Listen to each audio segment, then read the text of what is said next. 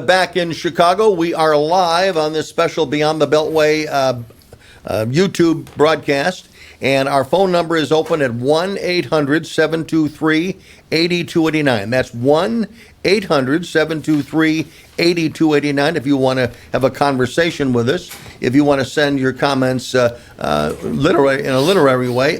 Beyond the Beltway 2019 at Gmail is our new email address, Beyond the Beltway 2019 at Gmail. You want to tweet me a comment, it's at Dumo, at DUMO. And of course, you can join us on the Beyond the Beltway Bruce DuMont Facebook page.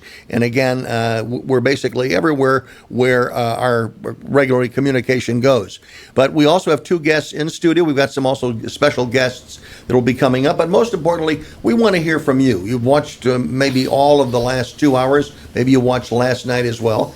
And I want to begin with Derek Addis, who was here last evening. And I want to begin with you by, first of all, by wishing you a happy birthday. Thank you. Thank you for sharing your birthday with us. Yeah. Who were the one or two people that stood out, either because they were very good or not so good? Yes. Williamson? Is that? Yeah. She, it was incredibly dramatic, and she seems like a very nice person, and I believe that she's coming from a good place, but I just really didn't care much for her delivery, and she often spoke about everyone else, saying that they have all these policy positions, but there's no actual plan, when she herself was merely just calling it out, and she never really gave out a solid plan that I could remember. But nobody expected her to stand out. But of those who people expected to stand out, who did and who did not? Yeah, I mean, I was on here yesterday and I said, I had some choice words about Mayor Pete.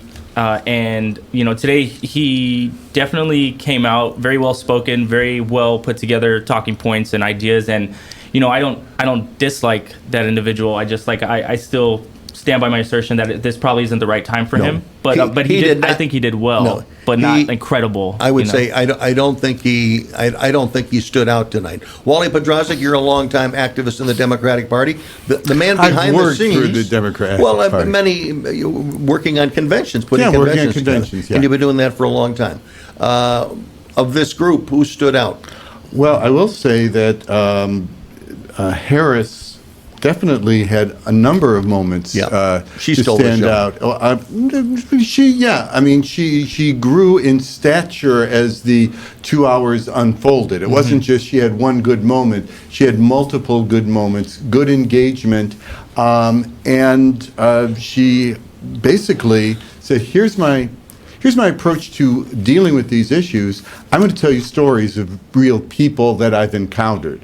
Every chance she got, all of them tried to do that, but she did it most consistently, looking in the eyes of, witnessing this, witnessing that. I'm the little girl who was bused and all. She managed to turn everything into a story, which was good, because that's how you do break out, because no one is going to sit there after 2 hours and say, now let's do a little chart as to whose plan is the best. Did she land a punch on the vice president? It was spirited. I don't know if it was a punch, but it was spirited. Do you think she landed a punch? I don't want to punch, but no, I mean, she definitely, I think, defended her position well. I will say I thought it was a little rude for the vice president, the former vice president, to not look her in the eye as she was directly addressing him about an issue that as a child he affected. Well, she believed that he affected, and I understand that he didn't feel the same way about the transpiring of that. But I thought he could have made a better effort to maintain eye contact with her and actually, show I'm hearing you, and I think that was an L for him on that one. Last night, we all agreed, those that were here and many of the callers, basically said that Julian Castro really stepped up, and he probably was the winner in a lot of exchanges. Would you say that Eric Swalwell, who is one of the also-rans, did he get some points tonight with taking on the vice president on the issue of age and whether or not he represents a new generation? He went back a long way. I thought he was going to talk about John Kennedy, but then he turned around and talked about Joe Biden. Yeah, I mean, she was the person who talked about John Kennedy was Marianne, inciting that and saying that you're not, youth doesn't mean it's only the youth that can advance. I'd like to answer your question, but in just a moment. This is not going to be a debate that someone had a gaffe, someone looked the wrong way, No. someone confused Al Qaeda with the Taliban. I mean, Yeah. none of that. It was, I use again the term spirited. It was basically the Democrats playing to their audience, saying, we are articulate in these issues that mean a lot to you. And so that's one audience that was absorbing this. But there are two other audiences. One is particularly Donald Trump. In other words, how will he decide to deal with any of the issues raised? And also the Donald Trump supporters. And all of them are looking at exactly the same exchanges. And if you're a Democrat, you're saying, okay, who's the ones that are going to be able to carry this forward? If you are a supporter of President Trump, then you're saying, okay, here's possible opponents. Let's see if there are some check marks we could put in, and Donald Trump will see what he says. Did Michael Bennett impress anybody?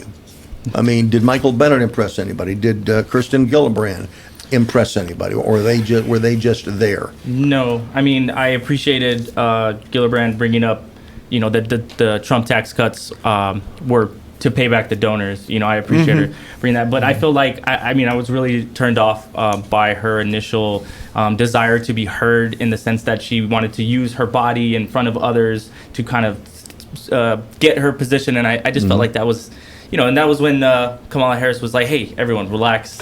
Yeah, and actually, to me, that was one of the moments where she did seize it. It's where it started. It's like, wow, this is a cacophonous noise that no one is going to watch. Yeah. Chill. Yeah, everybody chill. And they did. And she got cheered for it. She got cheered, and people chilled. Well, it was the right thing to do. Yes. Yes, that was the right thing to do in that moment. 1-800-723-8289 is the phone number. 1-800-723-8289. You can go to Beyond the Beltway 2019 at Gmail. If you want to write in, at DuMont is where that's the Twitter handle for us. And again, other than were the moderators, were they better than last night? Just generally speaking, I thought last night's debate was more entertaining. Does anybody agree with that? I wasn't looking to be entertained. I mean, in the sense of, wow, look at all that spirit, look at the silly things. Right. That's not what I was looking for. So I thought the moderators tonight were just fine. Yeah. They did exactly what better than moderators should do. Yeah, I get, my only thing with the moderators is they come off very authoritarian, and I understand that you're trying to keep everyone, keep the debate moving and keep everyone on pace and get the questions answered and stuff like that. But it seemed like it was like, addressing the audience, and like, how many graduations have you been to and they're like, will everyone please hold their applause? And it just doesn't work that way, right? Yeah, You got to meet people halfway. Let them do their thing, right? Yeah. They're there to support these It people. basically should have been top of the hour, let's remind you, top of the hour, let's Yeah. remind That's you. it. And Just that's it. let it happen, and just let the debates flow. But other than that, I mean, they moderated it, in a good way. Yeah. Let's head to the great state of Iowa. Robin, are you in Iowa or are you in Illinois tonight? I am in Illinois. You're at my home. All right, you're at Monmouth College in Monmouth, Illinois, and you host a program on the affiliate station in Arlington, Iowa, have for many, many years, and you're really one of the key guys for determining what happens politically in the state of Iowa. What's your sense of what you saw tonight, and also if you care to comment on what you saw last night? Yeah, I think tonight's debate was more robust. I thought it was better. Last night, it just seemed that the candidates didn't seem to rise to the level of the candidates tonight. There was some good give and take, and it resembled more of a true debate tonight. So I think that people tuning in got to see the candidates and learn a little bit more about the candidates than they did last night. I also think that what strikes me is the key role that the media play in setting the table with the questions. Last night, quite a few of the questions dealt with non-economic issues and the cultural issues that tend to get Democrats in trouble. Tonight, it seemed like more of the focus was on economic issues, health care, and of course it moved into immigration. And so I think it was more substantive tonight and just a better debate. Do you think that Democrats tonight, and I'm thinking maybe Kamala Harris, do you think they said things tonight that they will regret in a general election campaign? Well, Bruce, I'll tell you, the exchange with Biden on busing, Yes. I'm old enough to remember that issue. And Right. I think Biden could have responded better, and the key there is that it's forced busing to achieve integration. And I think that's something that could come back that people around Donald Trump could use successfully with her, because to try to portray Biden as less than sympathetic to civil rights, I think is somewhat over the top, but I don't think he handled that very well. So I think that's an issue that could come back to bite. Last night, I think some of the responses certainly of social issues, abortion, immigration, I think could come back to hurt the Democrats, certainly. Wally, did you think that the Biden exchange with Kamala Harris, did that get close to the bone that really could come back to haunt her in some way? It showed how I difficult. think, again, I'm sorry. Yeah. by focusing on this issue of busing, and again, I'm old enough to remember Yeah. that issue, the issue isn't just busing kids. It's forced busing to achieve racial integration, where people were opposed to it, including in Wilmington, Delaware, where Biden represented. Kids would be bused past their neighborhood school to go to another school just to achieve integration. Very controversial issue, and Biden flipped on that and opposed it, Okay. representing his constituents.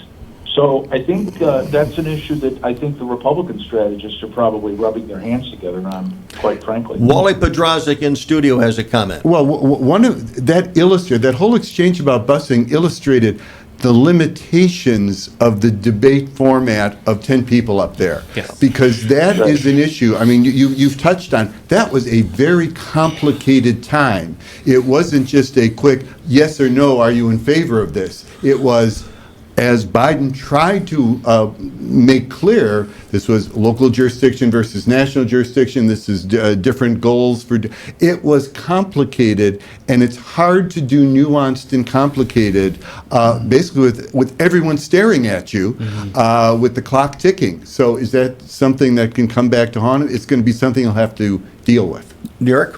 Yeah, He might same. have scored a short-term edge tonight, but I think long-term that could hurt him. Yeah, that's what I would say. Go Yeah, ahead. I feel the same way. And I said it yesterday. I mean, there's just too many people on the stage to have an incredibly nuanced discussion, and it's tough because the issues that are important to people are not as easy as give me a 1 or 2 word answer Right. and yes or no, and it's like, but that's not how this works. Yeah. The problem is everything is binary, and it needs to not be, so that we can actually get to a solution.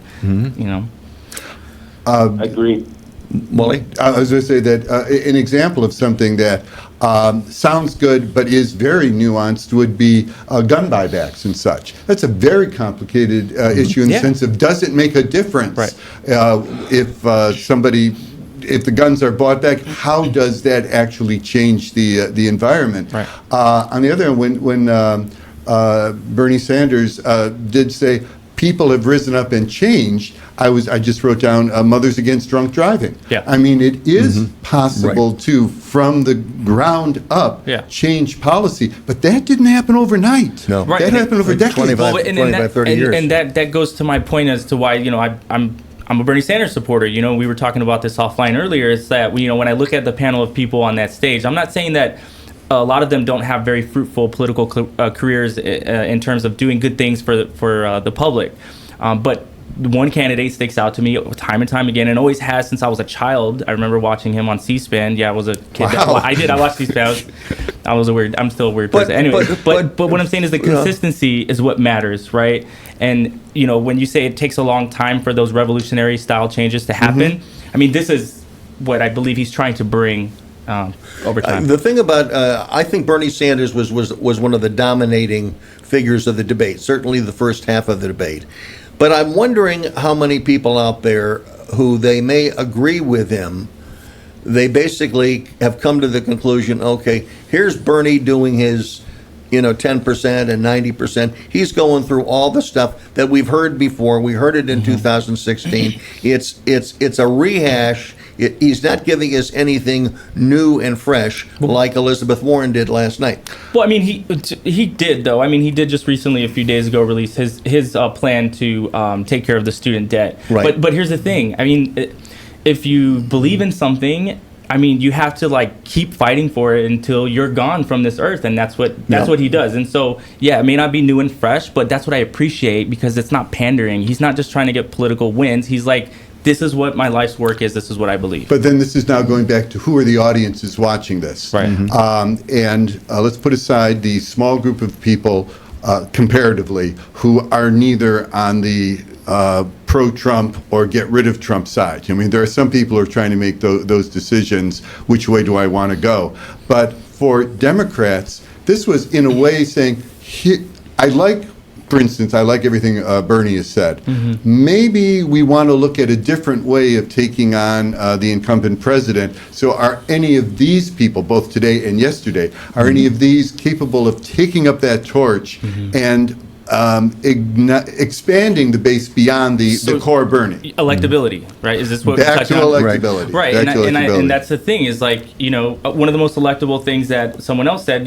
Andrew Yang, he hit it on the head. He said, not left, not right, forward. Yeah. And that's the truth. And this is what $1,000 a month.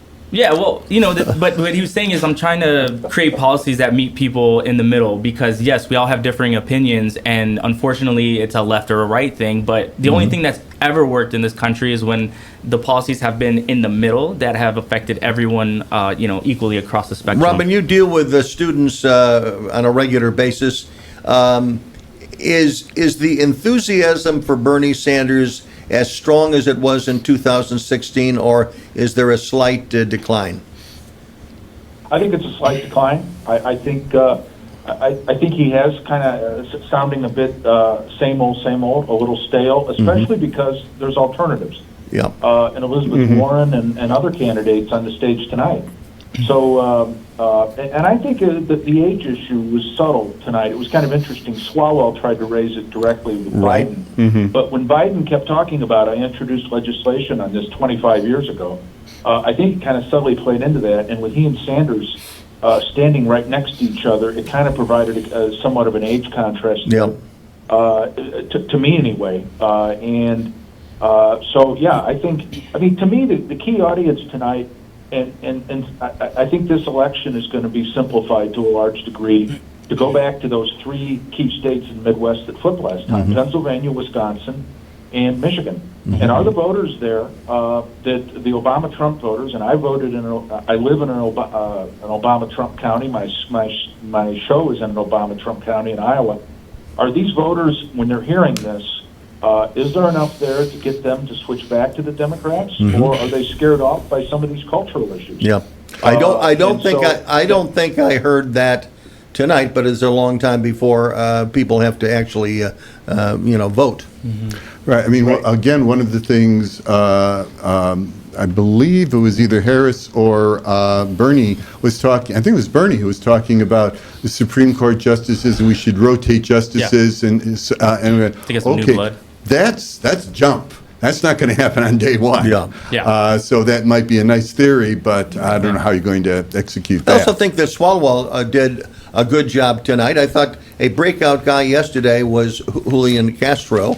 I think that Swalwell, I mean, he's not going to go into the top three, but he landed a couple of good punches, including on the generational issue. And then he also said he challenged Buttigieg. In fact, the look on Buttigieg's face when he said, you should have fired your police chief. And that was another example of how the format doesn't allow for a little bit more nuance, a little bit more follow-up, because they wanted to move on to something else. Yeah. But yes, the look on Mayor Pete's face was like, whoa, okay. Yeah, no, I think that was one of the visual moments of the debate. And I think going into to later in this election cycle, I mean, I want to see if whoever the candidate is going to be, I want to see if they can handle the pressure, the stress of the instantaneous, someone throwing word shots at you, it's going to be Trump, right? Yeah. I want to know that they can handle that but I can't see that now with this format, because as soon as they start getting after each other and trying to figure out they're like, we got to go. Not with the crowd tonight. Well, I think last night, Mayor de Blasio, who I don't think is going to be in the top three, de Blasio has the personality and the physical stature. He could take on Trump and return fire with Trump. And that's why I was disappointed that they didn't let Buttigieg respond. Yeah. I wanted to see what he does next. But I honestly, I don't think he just stared. He didn't even try to. I think he kind of wanted. No, I don't even think he wanted to engage. But he definitely let that other person know with his look that he was not pleased with what he said. Yeah. What about Buttigieg's answer to the crisis that he has in South Bend with the police officers? I was struck by that one. It was the top of the hour question. I mean, if I were, it's top of the second hour, and so it's like, oh, great, this is my chance to talk about that. I thought it was a good answer. He was honest. And in fact, he went back to the let me tell stories. Yeah. And he told really compelling stories. And frankly, he told it from a point of view that is so apart from the elevated status of, say, Senate, in that I had to deal with this directly. Yeah. This is something I can't hide from. And so let me tell you everything we've done in the years leading up to this. Yeah. And it didn't work. Robin Johnson, last question to you, since you cover Iowa politics on your program, and the question is, who's got an edge right now in Iowa? Who has the best organization to win that caucus next year? Best organizations, from what I'm gathering on the ground, Elizabeth Warren has put together a strong organization. Cory Booker's put together a strong organization. Those are the two to look for on an organizational basis as of right now, I would say.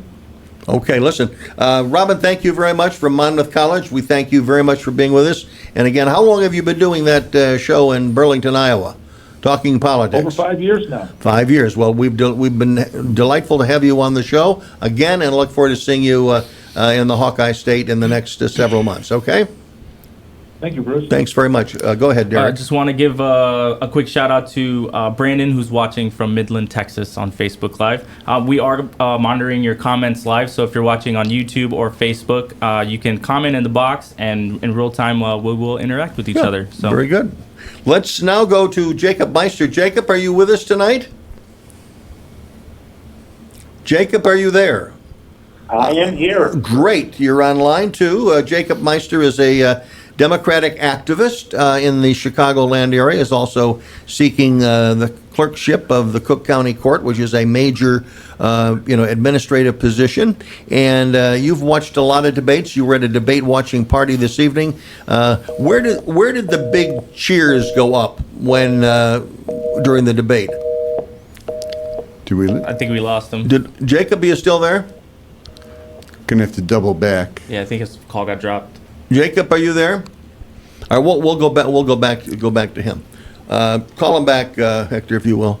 Wally, your point. Oh, I was actually on the edge. I was wondering, were there cheering moments? Yeah. Essentially, where they say, yeah.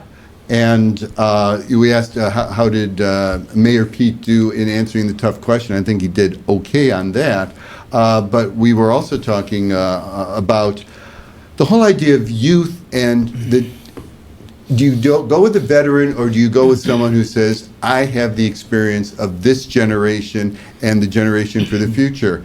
And the Buttigieg was the one who dropped the China artificial intelligence development, which is actually a hugely important issue. If there was one thing that, if I would choose and I'd want to hear all of them deal with, that would be the one I'd circle, actually.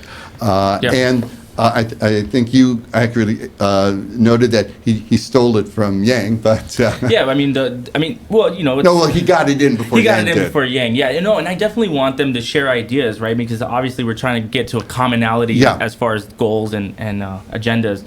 But this is what I would like to hear from these people is, the president, yes, the president has a lot of power, but essentially that person is a figurehead at the end of the day, because their power is limited and they're only as strong as the people that they appoint around them. People they bring with them, and yes. I understand that for some it may seem a little bit early to talk about your cabinet members, but like you want to talk about new and fresh ideas, like maybe someone like, you're saying Bernie Sanders is saying the same thing over and over, and a lot of these candidates will start saying the same thing over and over too.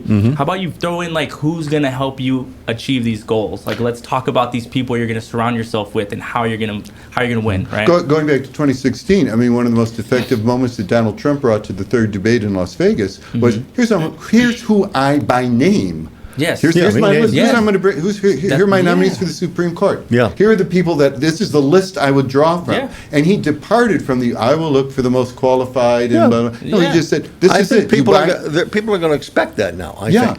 And He so, changed the And rightfully rules. so, yeah, and rightfully so. Well, but and you know what? And that's something that I will give credit to our current president for. Sure. Is he has changed the game in a way that I wanted to see since I was a child. I wanted to see a little bit more honesty, however brash that it may be from this person, and I may think it's a little off the wall, that I'd like it to be directed a little differently. But I do appreciate that he went in there and he said, I'm not going to play this traditional game.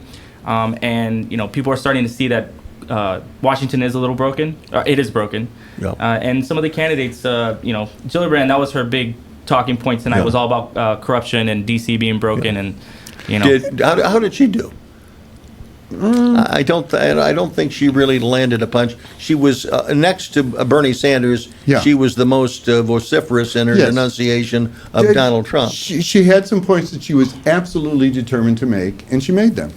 But there was no punch that at least lingered with me. I mean, I didn't circle it and say, this will be what everybody's talking about tomorrow. And I could be totally wrong. Did Joe Biden look old? Did Bernie Sanders look old on that stage tonight?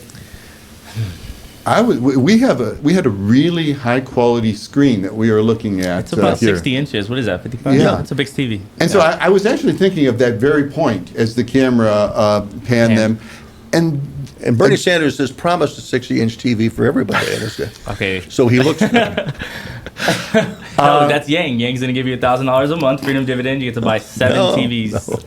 I don't year. think that the camera did them a disservice. Yeah. I think they looked fine. Yeah, I think everyone looked good. Yeah. Okay. Let's go back to Jacob Meister, Yeah, who was sorry, on the I got phone, cut off there and for a we got moment. cut off.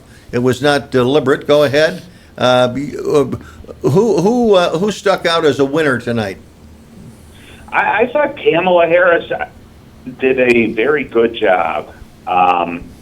She came off. She had a couple good punches, and I thought Joe Biden actually held his own.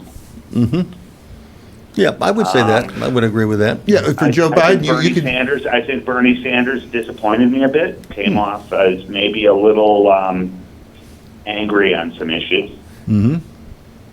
And I think we saw, I think there were a few who were disappointing. Yeah. Like who? Governor Hickenlooper, I think was a little, he was just disappointing. I expected him to do much better. I expected him to throw some more punches, and he came off a little milquetoast to me. What about Buttigieg? Michael? I thought Pete Buttigieg did a pretty good job. He strikes me a little bit as running to the right of the pack. That's the kiss of death. He's an articulate that guy. assessment. For the primary or the general, Bruce? Well, for the primary, that may be the kiss of death. But again, he did differentiate himself, and he also talked about how small town America can help in solving some of these problems. When he talked about the farmers and dealing with some of the issues that he has to deal with. So, Yeah. Yeah, I mean, he comes off as very real, authentic, and genuine. He's very good on the stage. But I don't know within the Democratic primary how he's going to fare. if you were hired, Jacob, if you were hired to offer your assessment and sort of whisper in the ear of the candidates that you saw tonight, that you think basically they should kind of wrap it up because they're not gonna win the prize, who would they be? In other words, it's time to get off the stage. Probably Michael Bennett. Yep, I agree with that. I think I disagree with you on Eric Swalwell, but I would tell him to get off the stage. I think he was combative. Right. And Andrew Yang. Right. Didn't have much to say. I mean, Yeah, other than and his I don't $1,000, think- he didn't have much to And say. he didn't even mention that till the end. He didn't engage with the other I players. will say though, I accompanied a good friend of mine that who is a Andrew Yang you've supporter. seen him. I saw him, and Oh. he's actually pretty compelling in person, and he does really well on his own when he had the entire stage. So A lot of people do that. Yeah, it was a little Remember. disappointing to see his performance tonight. I thought he was going to do a lot better, but he did his thing. Yeah. Would you Well, I add will say, Marianne I thought the Williams? Would you add moderators- Marianne I thought the- Williamson to that list? That she's wasting a lot of time for her And this is where we get to. I think the moderators shut down the lesser known candidates. Yes. Yeah, they did. And we're focusing very, very much heavily on the better known. And, Marianne Williamson, I think she's speaking to a different group, within the party. She's a relative unknown in politics, but I think she speaks to a group that a lot of us in ordinary everyday politics don't know. Who are they? And Who? I Who is just this want, group? Well, she's got a very solid following. Yep. A very big following, and she's an unknown who was able to get a minimum of 65,000 contributions. Yeah. Yeah. She fought her way to the stage tonight, so that is not an easy task. Right. and also, just very briefly, another hat I wear is I'm a Beatles expert, written about the Beatles and such.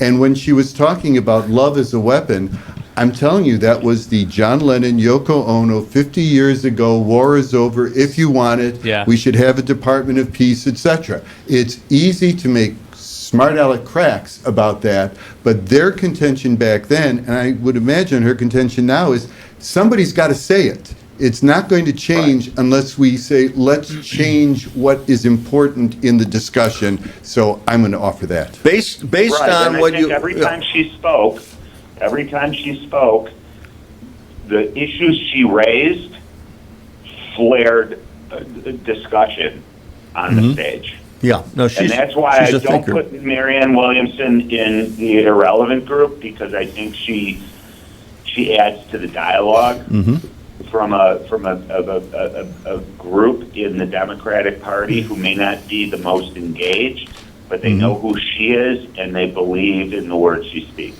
Oh, no, I think that's a good point. Listen, Jacob, thanks very much for joining us on this Beyond the Beltway special here on YouTube tonight, on the Beyond the Beltway YouTube channel, and also on our Facebook Live channel. We appreciate that. Thanks for being with us, and we'll see you soon on Beyond the Beltway, okay? All right, thank you. Thank you, Wally, Bruce. let me ask you the same question I asked to Jacob. Who would you like to whisper in their ear and say, get out? Let me footnote that by saying they're not going to get out before September. Right. Because one of the reasons you're there is to perhaps audition for a cabinet position, Yes. perhaps to just get your message out. And so going down that checklist, like for instance, the obvious one to say would be Yang, because it's like, clearly that's not going to happen, right? Right. But just like for Marianne, is he raising something that Yes. is so different from everyone Yes. else It benefits, that he yeah. should be part of it? I sort of go back to Bennett and go down the checklist. Swalwell is, I get you. I see what you're saying, but you're not. you're not going to win. Well, not only you're not going to win, but it's like you're not taking the conversation to an unexpected place. What about Gillibrand? Again, I'm waiting a little bit on that. what about just to compare tonight with last night? And while you were not here last evening in studio, but how does this thing shake out? Given what we saw last night and what we saw tonight, is there going to be some movement in the polls? I mean, I think Castro's going to go up in the polls. Yeah. The media, like I was telling you offline earlier, he seems to be the next flavor of the month. Flavor of the week. The next, yes. or week even. Yeah. So there's probably a time cover in his future. But I don't see Bennett moving. I don't see Swalwell moving. I don't see Yang moving that much. Kirsten Gillibrand. I don't see her moving No. either. No, I really. Kamala Harris will move. I think Castro's going to move. I think Biden and Sanders will move Sure. up or down. They're just those people I see moving. Because they What have about enough Booker? range to. Oh yeah. Yeah. What about Booker? I think he might move, but I don't know that it'll be up. Not saying that he's going to go down because he did No. something wrong. I Yeah. just think that some people are overshadowed, right? Some people, again, it's just maybe not your time to be doing this, and the other 14 people that were already ahead of you in line, you should have just taken that as a sign to maybe not jump in, even though he was kind of early to get in. Yeah. But All right. What, I mean, the point is that Kamala Harris tonight, I thought she used her time very well. Very in well. the battle between her and Cory Booker as the leading African American in the race. I thought she hit a couple of, not home runs, certainly a couple of triples tonight, and I don't think that Cory Booker hit as many of them last night. I concur that people looking back at these 2 days will say, okay, she needed that and she performed. right. Okay. We're going to move on. We have Kevin listening to us in Chicago. Go ahead, Kevin. Thanks for joining us tonight. Hi, thanks for having me on. I'm watching on YouTube. Good. Wally made a good point earlier, and I want to add to it. He mentioned that experience counts, and I think the best candidates are going to be the ones that pull a thread through past experience and novel and innovative ideas that move the country.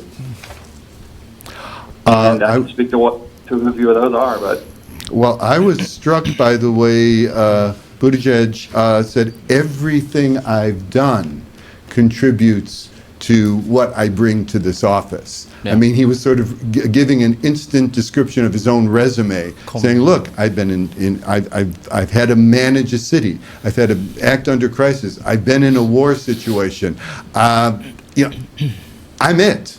Yeah. And so the idea of being able to weave all of these issues into your own narrative, I think is really important. Do you think, Kevin, Yeah, do you think Buttigieg stood out in any way tonight? well, I'll answer that, but let me back up a second about experience.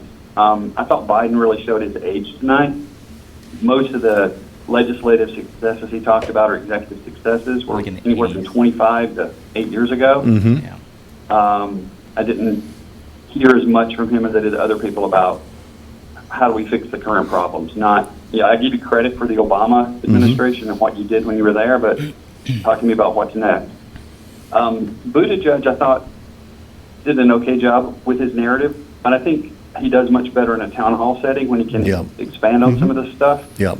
I thought tonight he sounded alternately scripted and good at describing the problem Right. without really getting into answers. I would agree with that. Yeah. This was not One person his I'd like to hear more format. from, one person I would like to hear a lot more from is Andrew Yang. He seemed direct, he seemed smart, and he didn't grandstand.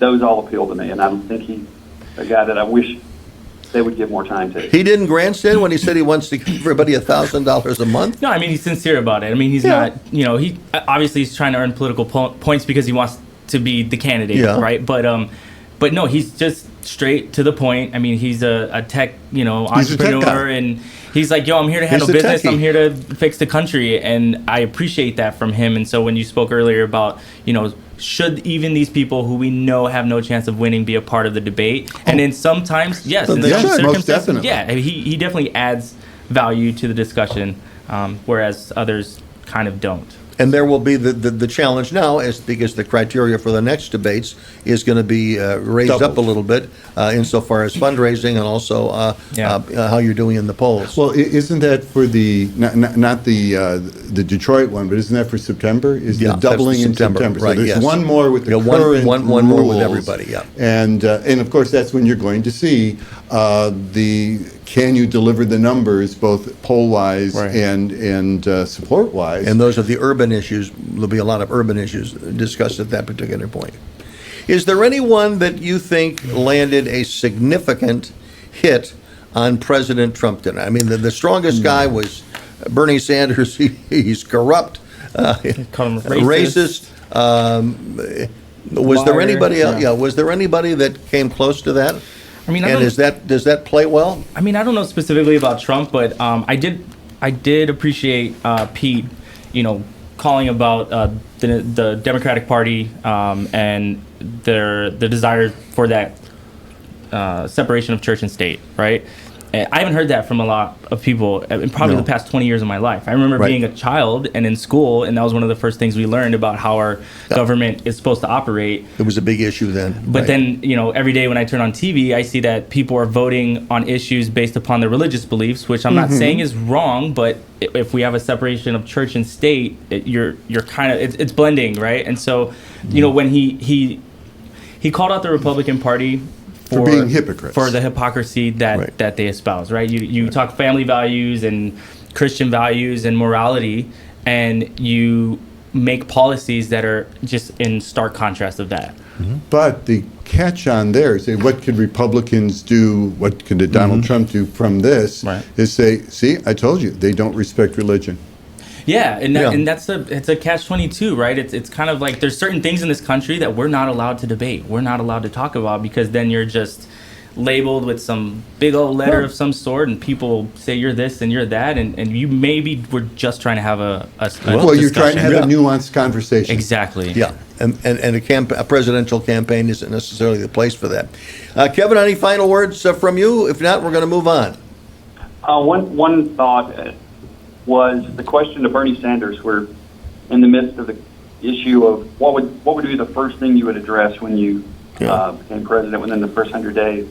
His inability to seize on any one idea and just say that we're going to cover it all sort of supports my idea that this guy wants to try to deliver everything without any real sense of how do you do it.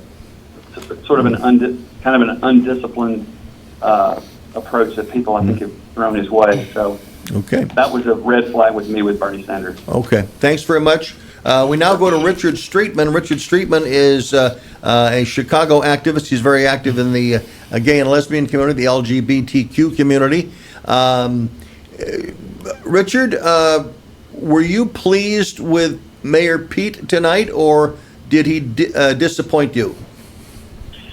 I'm generally pleased with Mayor Pete. I have to, full disclosure, I was one of the co-hosts of his fundraiser here a month ago and helped raise a lot of money for him. Okay. That being said, I've grown accustomed to being impressed with him at every appearance. I feel like he was good tonight. I don't feel like he was the best I've seen him. Well, His answer on the religious point was very popular. I've seen some stuff on social media suggesting that folks in Iowa at a debate watch party, that was like the first applause moment of the evening. So, I mean, he was competent. I think he's been knocked off his game, quite frankly, by the situation in South Bend with the police. Yeah. I will say, among his wrap-up comments, and this is an example of him being a little bit subtle, but for a single vote on the Supreme Court, I wouldn't have had He was talking about his marriage. He was right? talking about his marriage. Yeah. But he did it so quietly and slipped so it in, yeah. just slipped it in, and I thought that was good. No, yeah, like the other individual that was on the line earlier, said Pete was very well scripted, and everything he said was delivered very, very well. But I think also when I've seen Mayor Pete, on the television shows, the television interviews, I thought he was so good, so relaxed, the standard of performance was high for him. And I just don't think tonight was not the best He did look format as for him. relaxed. Yeah. Well, I think it's, the troubles at home, right? yes, and rightfully so. exactly. Again, that's what I'm saying. Like, look, dude, Can you deal with You it? can be president one day, and I Yeah. would 100% support you. But I think right now, go home and fix your home. Like, go help South Bend mend the troubles that they have now. So what are you going to do? You're going to become president, and you're just going to pass off all those problems that are happening right now to whoever your successor is? I mean, that is not. I don't think that makes you electable. I think that. Oh, I'm going to ask a Bruce-like question. All right, Yeah. if not him, then who? What do you mean? If not him, then who should it be to be the nominee? Oh, well, I mean, I truly believe that Senator Sanders is the most formidable opponent to Donald Trump. Okay. All the 2016 polls had him beating everyone. It had him beating Clinton, had him beating Trump. But if not for the DNC, right, rigging their own process, he would be the candidate. And then, Do you so think even he now- is properly Well- reminded, Richard, I want to get this for you. Do you think he has properly reminded people of how he was screwed by the DNC in 2016? That's relitigating. Oh, sorry. Yeah. Richard, what do you think? Well, I want to push back against the comment that Bernie Sanders was going to win in 2016. Hillary Clinton was going to be the nominee under any circumstance, whether the DNC shut down a year before the primaries or not. She was popular with African Americans in the base. I'm from South Carolina. There was no amount of Bernie Sanders coming out and introducing himself on that in 2016. It was going to end the 40-year love affair that African American voters in the South have with the Clinton family. So that being said, she never was going to attack Bernie because she was going to be the nominee and she wanted his votes in the general. Same with Trump. Trump never attacked Bernie because he thought he could get some of those votes. And Bernie he did. Sanders in 2016 was not a situation where he was fully attacked by either the Democratic nominee or in the process, or by the Republican Party. Yeah, he no, had a pretty free run. No, I disagree with that. I mean, we know that super delegates were already allotted for Hillary Clinton before any of that even started, before the selection process even began. I mean, that. But I'm just going to, we don't want to relitigate. Yeah, I don't want to 2016. relitigate, but what I'm it's pertinent to what we're talking about now. Go ahead, Richard. Yeah. I was just going to say, I mean, that's also not a shock. A man who had never been to the Democratic convention, I've been to more than he has, shouldn't expect lifelong Democratic Congress people and other superdelegates to support it. No, but I mean, but he should it wasn't expect a fix, fair it was a election party. process. The Is that party- not? I mean, well, that's- and again, I don't want to Right, and I don't wanna relitigate all this exactly, because but- basically there were rules that Hillary Clinton played better, more effectively than Sanders did. Yeah. And so when the numbers well, when you're totaled being up, fed questions Well, offline. but whatever. I mean, Well, let's let be me- real. play the let me rules. ask you this, But though. there are Hillary Clinton supporters that refuse to support Bernie this time around. So, I mean, it's still out there, even if we don't relitigate it. There are people that... Right, sure. hold the Right, grudge. and No, to, nobody wants to relitigate, but No. the question is, there's a lot of Bernie Sanders supporters who they're licking their wounds.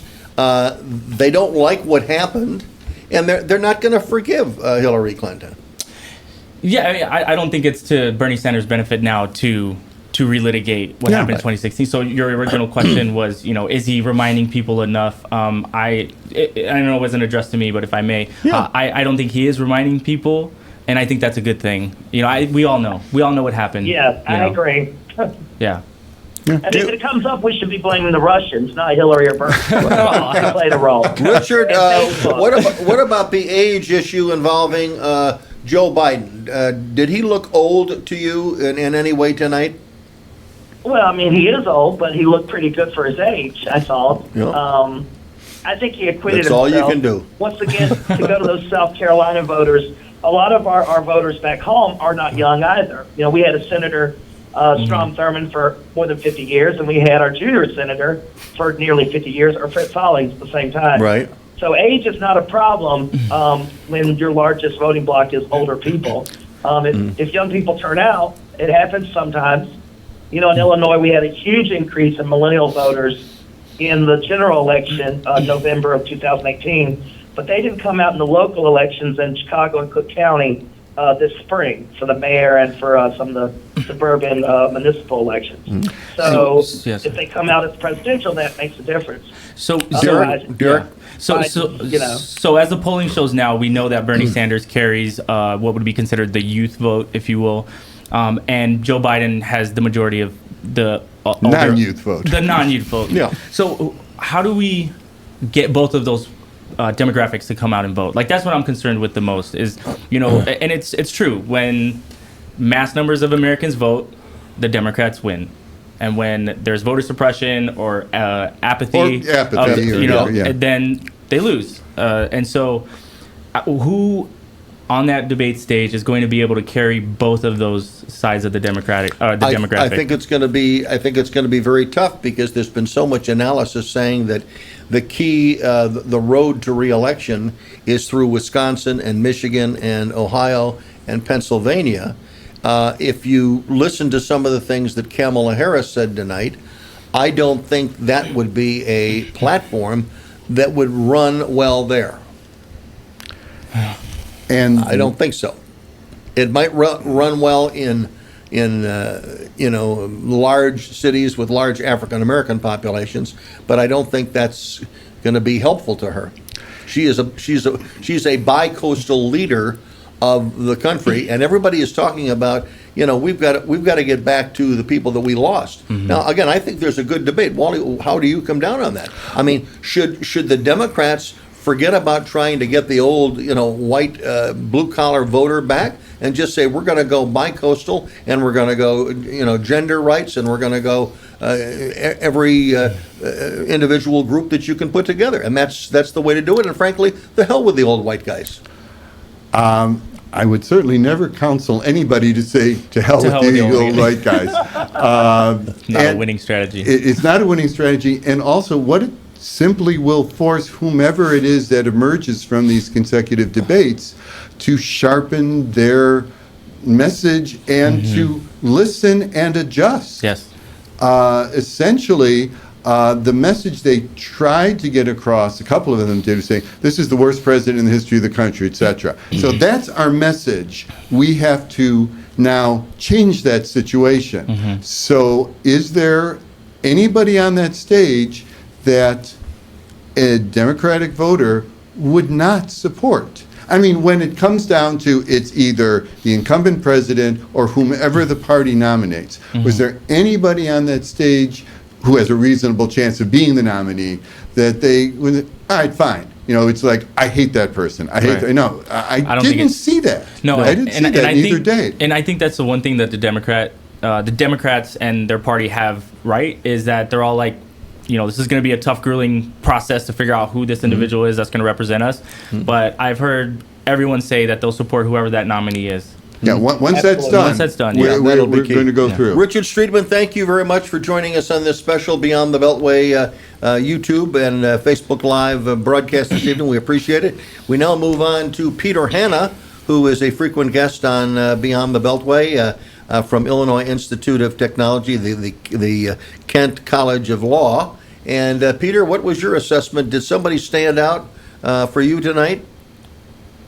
Hey, Bruce, thanks for having me on. I think my expectation going in was this was a make or break for a few of the candidates. Obviously, some of the more outlier folks. But I think, for example, Kirsten Gillibrand, this was really her moment to step up, and I think she lost it. I think, she's probably going to be out before the September debates.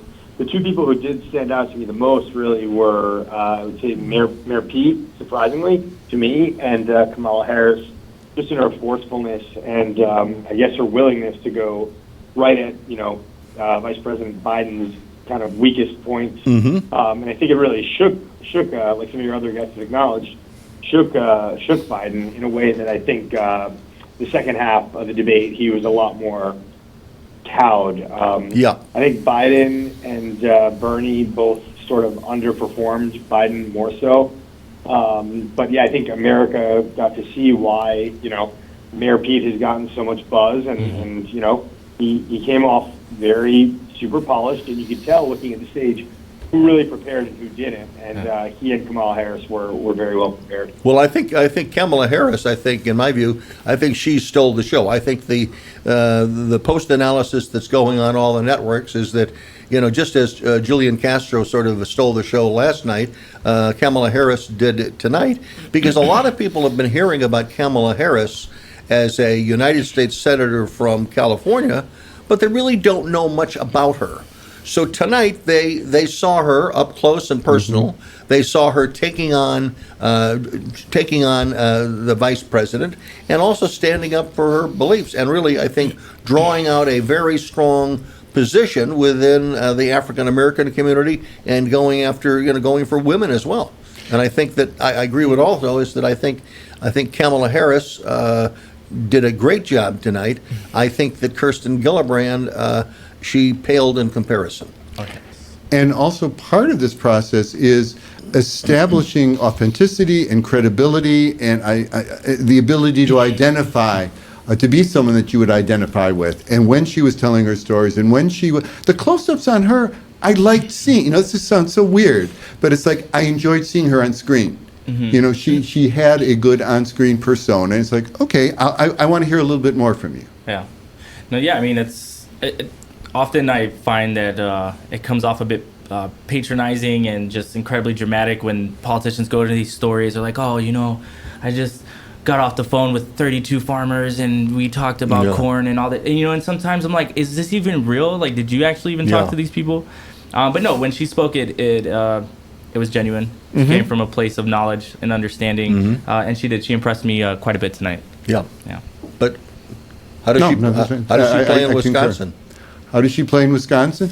That's called having a good team there to totally inform you as to what are the issues there. What are the